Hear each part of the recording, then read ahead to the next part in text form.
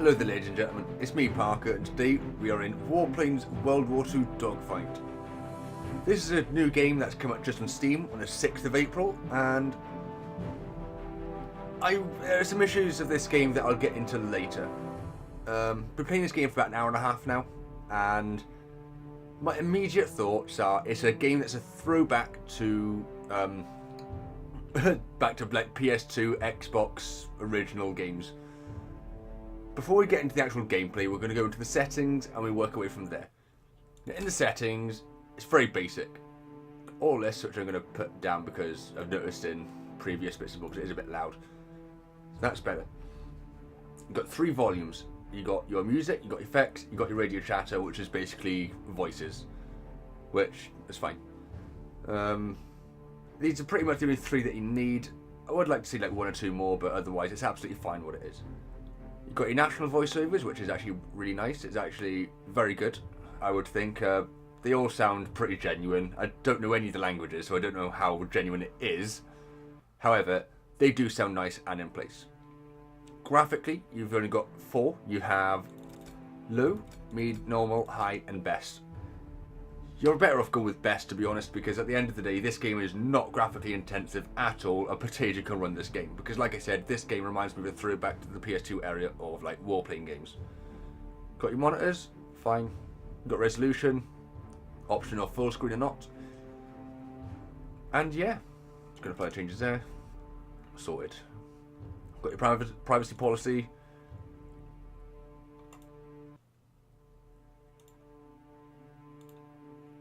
Okay, don't know what happened there. Got your privacy policy, got your languages, you know, got quite a lot actually, which is really nice. Very good for other people who speak, you know, another language. So English, German, French, Italian, Spanish, Portuguese, Russian, Polish, God knows, Indonesia, and I'm guessing that's Japanese. Don't reset game saves because we're going to get into that later. I'm going to continue as Great Britain because I've now passed the tutorial, I believe. Here we are, and this is what I mean by a throwback to a PlayStation 2 era wargame. We're going to go into a battle, and I'm going to basically go through some of the controls and mouse and keyboard and why that is the bane of this game. Just get straight into it, and I'll go through like the hangars and the economy. And you have 4 different types of mission. You've got an offensive mission, got a naval mission, defensive mission, and a premium mission. A premium mission will essentially, basically when you start a mission, you'll have this guy come up and say, what's going on? Premium missions, you will be rewarded gold, I believe, and other bits and bobs, and all that sort of stuff. Offensive missions, you're going to attack the enemy, like anti-aircraft guns, bomb bases, that sort of thing.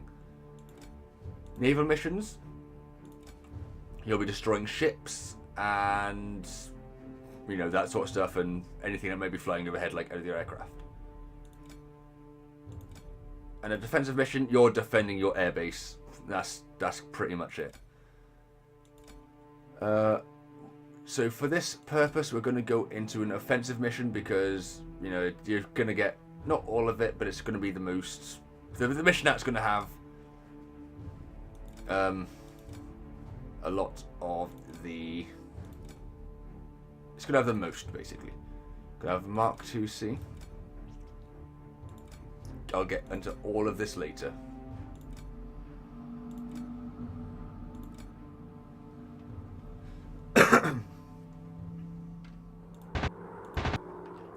Now, if you didn't see that, if you just didn't see that, basically, you will have what was here. This is a mouse. In order to take control of your aircraft, you have to get that mouse to the center where it will take control of the aircraft. There's some issues with that already. Otherwise, you have your WASD buttons, keys that will, you know, do the plane, but I don't do that because it's just awkward. And if you're doing WASD and the mouse at the same time, your plane is going to go everywhere. There is controller setup You should put the controller and start playing. There's no setup that you need.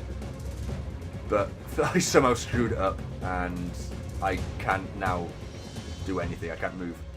So I'm just going to play with the mouse and keyboard, which, you know, is... Where's the... How do I get out? Oh, there it is. Yeah, mouse and keyboard. I'm going to play the mouse and keyboards because at the end of the day... What does that do? Whatever. That's what most people are going to play on PC. So yeah. And it's very awkward. I can't even play. Oh, that's better.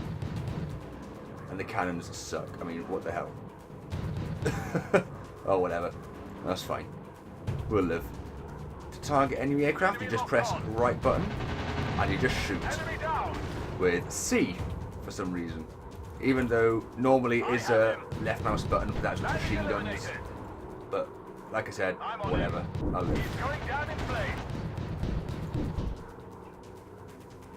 You can shoot the enemy just by clicking on them. However, it's really awkward, and I wholeheartedly recommend just, you know, locking on with the right mouse button. I'm closing in for the shot. You're not going to run out of ammo anytime soon, as well, so you'll be fine. Land it down. Where is it now? There he is. Oh, and the AI sucked as well. But that's offset by the terrible controls. Right there now. There he is.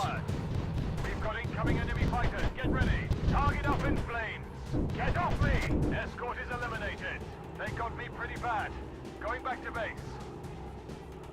And also, if you die, you're sent immediately back to base. Oh no, sorry, you fail your mission. But because I have another aircraft, I swapped that before I died. No. Target acquired. This game. Vehicle destroyed. I'm focusing on this one.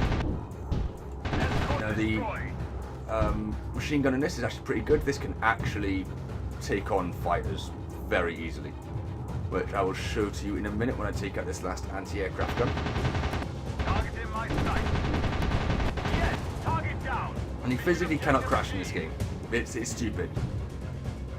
It's also another thing. When you complete a mission, you will get extra silver and prestige points. So I'm going to stay in the mission and just show you just, you know, how it works really. Here we go. I'm closing in for the shot. And as you can see, I mean, targeting in this game is just horrible. I mean, it's not horrible, it's just bad. But it's an arcade game, it's not meant to be taken seriously, so I can forgive a lot of things with this.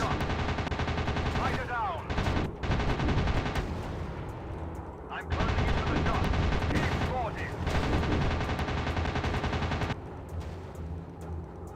Where are the other aircraft? Let's get them now. But you get the gist. You'll be here for quite a while because enemies will continuously spawn until they're all destroyed. Well, it won't continuously spawn, and they're not going to be infinite, but they will continue coming. I'm on him. But you're going to be here for a while. Bomber-wise, press B. Got this. Press space to move forward fast. Press that to drop. That's simple. Simple as. Now to get in your ray gun, you just press Z and just keep shooting, pretty much.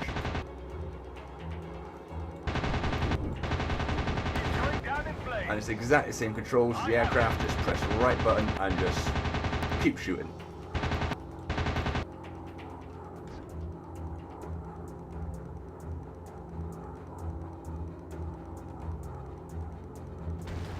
Like I said, the enemy keeps spawning. There's a maximum how much we'll get onto the field, but it's, you know. Got him in sight. Enemy locked on. And you can crash into enemy aircraft, but it's pretty hard to do. Fighter down. I'm on him. Target down. Enemy locked on. He's spotted. I'm closing in for the shot. And yeah, the enemy is rather passive. Got him in sight.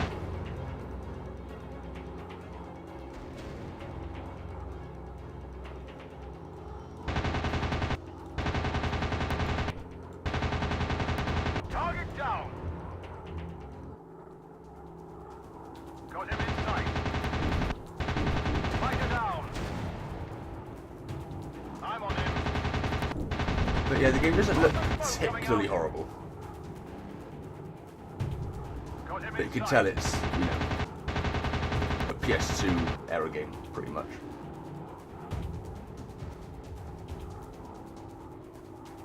There he is.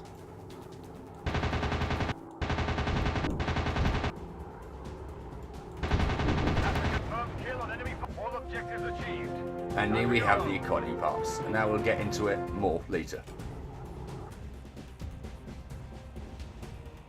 Right then. Here we are.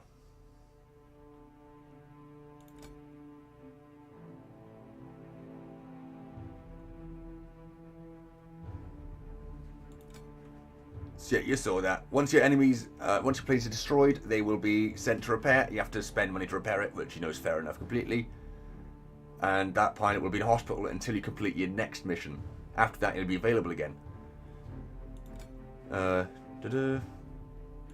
You need to go into here, and you will click on that, and you'll repair. And it is not cheap to repair it, but then again, you know, have to be a bit more careful then. Blenheim's damaged. Repair that. Oh, okay, that's fine. But you can tell how damaged it is anyway. Now, this is your airfield. This is the base overview. You have your hangars, which are used to house aircraft. Every hangar houses 3 aircraft. Got your fuel tanks. I have 2 here because I ran out of space. Each level of fuel tank will hold 1,000 fuel, so I can have 2,000 for this. 3 tents. It is. Tent can be occupied for 5 people. Yep. Each tent will house 5 pilots. A workshop will allow more aircraft to be fixed at once. And AA cannons will be helping in defense of defense missions, I believe. Yeah. As simple as. Barrage balloons, you know, helps in defense as well. Against bombers particularly. So yeah. That's all good. You fight battles to gain these, which I find quite fun, you know. It's not often you get to see that, especially like base building in one of Tank's thing. I forgot now. Well, clan battles, I think it was. Was it? No, it wasn't. It was. It might have been. I can't remember. But yeah, complete missions, get materials, build up this. Happy days. Makes missions easier. Then you got your manager skills, which is used for your prestige. So, for example, what should we use? Yeah, silver guarantee. You get prestige for like completing missions, about 5 or 10, something like that.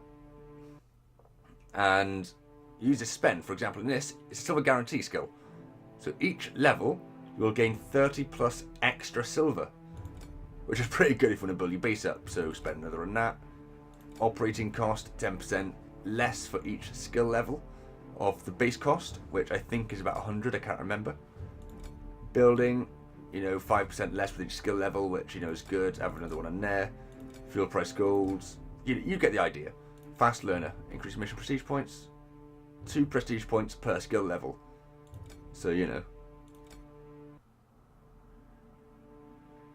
Oh, get some gold. Happy days. So yeah, you get the idea, you get the gist. This is your pilots. You come in here and you can buy pilots, which are pretty good. You know, you need them for purchasing other aircraft. And he's like, you know, wounded. Yeah. Which I quite like, actually, just having new portraits for people who are wounded. It's pretty decent. Train up other guys for him. Like, for example, he's a fighter pilot. Train him up to, you know, be even better. So with bombers, gunners, and navigators. You know, those are bomb people. Pretty much, yeah. In here is where your aircraft are. Got your other aircraft. I really want the Halifax. I mean, I do love the Lancaster, but I really want the Halifax. And also the Tempest. But yeah, you get the idea. A lot of gold. Yeah, pretty much. Let's have a look at everything we're here. Yeah. Pretty neat, if I say so myself. Not a lot, but, you know, you don't really need too much. This is where it gets a bit iffy for me. in here, this is a single player game. It's no multiplayer. I don't believe anyway. Yeah, it is just purely single player.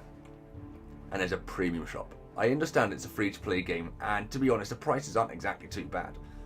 And they do need to make their money, so it is offset. I can forgive some bits and bobs. But it's a bit, you know, over the top, isn't it? Like £6.15 for 2,800 gold. I mean, like I said, it's a free game. That is a lot of gold. You can get an absolute ton out of all of that gold. But still, the fact that you're paying for, you know, you're paying for things for a single player game. If this was a multiplayer game, I can understand if the price was hiked up by a couple of quid, you know, whatever. But this is a single player game. If you need the money, have the games up for like £1.99, £1.99, £2, £3, you know, £5 absolute maximum. And you know, £3 I say would be a pretty decent price for this game. Don't have premium shop stuff because this is I don't like it. Not gonna lie, I don't like it. But I can understand they need to make the money, and if you need to make money, just put it up. But the thing is, you're gonna make more money out of doing this. I haven't bought anything because, you know, I'm not gonna be playing this game all that much. For 1 year premium, $6.15. You know, or you know, for $2.30 you get 2 weeks. You know, you're better off going for the year. And who's gonna be playing this for a year? Unless they I mean, this is only 1.4, so it is still technically a new game, technically. And, you know, having all of this in here would actually help them, which I can understand. Lancaster for $2.30, Mosquito for $2.30. So yeah, this is actually not too bad. I quite like this.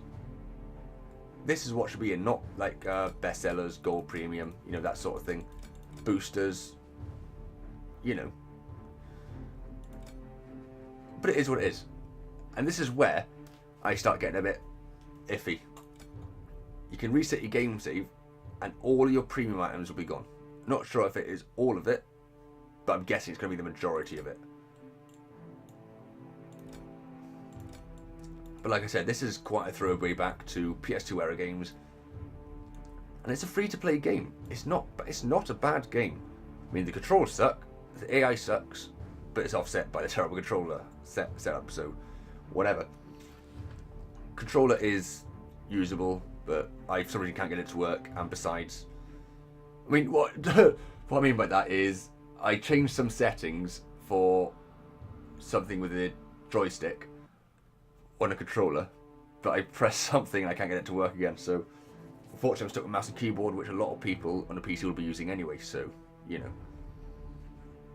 Overall, it's a free game. I'd say give it a go. It's free, takes minutes to download, and it's just a bit of fun, to be honest. It's nothing to be taken seriously. So yeah, pros, you can run this in a potato. It's free.